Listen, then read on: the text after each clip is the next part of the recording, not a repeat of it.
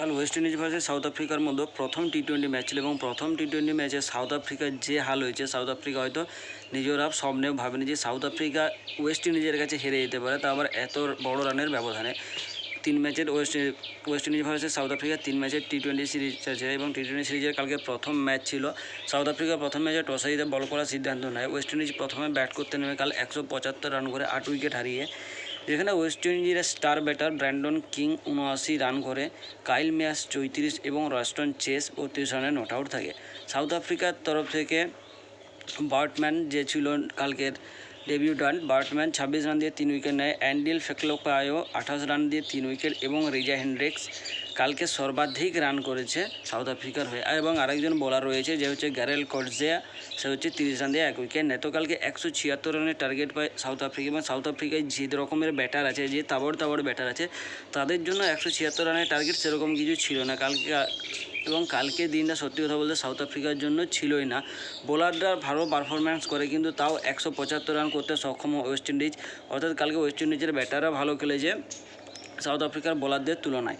তো কালকে সাউথ আফ্রিকার ব্যাটারদের মধ্যে রিজা হেন্ড্রিক্স সর্বাধিক রান করে 87, এবং তারপর যে দ্বিতীয় এবং তৃতীয় রান করে সর্বাধিক পারফরম্যান্স হয় সাউথ আফ্রিকার তরফ থেকে ব্যাট হাতে, সেটা হচ্ছে ম্যাথিউ ব্রেট 19 এবং রসি ভ্যান্ডারডুসের 17, অর্থাৎ দ্বিতীয় এবং তৃতীয় যে হায়েস্ট রান গেটার তারা 19 এবং 17 রান করে।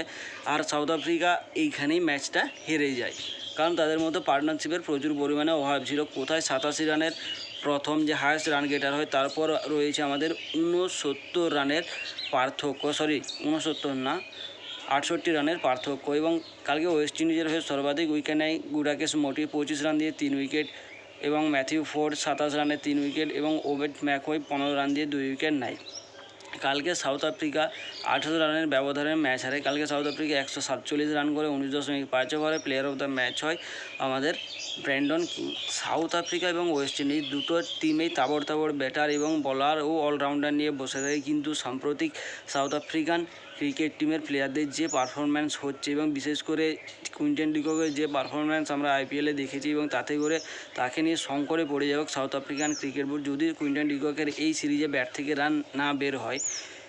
বাকি বাদ আমাদের দুটো ওয়ার্ল্ড কাপের বাইরে ছিল ওয়েস্ট ইন্ডিজ ক্রিকেট, তারা এবারে কামব্যাক করবে এবং তাদের কামব্যাকটা বড়সড় হতে পারে, তার আভাস বা ইঙ্গিত আমরা এই সিরিজেই পেয়ে যাব। এবং এইখান থেকেই স্টার ব্যাটার, বোলার এবং অলরাউন্ডাররা তো বেরিয়ে চলে আসবে ওয়েস্ট ইন্ডিজের হয়ে, এবং বাকি বাদ যারা টিমে আছে তারা তো থাকবে। এবং পরবর্তী ম্যাচে আমরা দেখতে পাবো সাউথ আফ্রিকানের প্রত্যাবর্তন বা ওয়েস্ট ইন্ডিজের দাপত্য।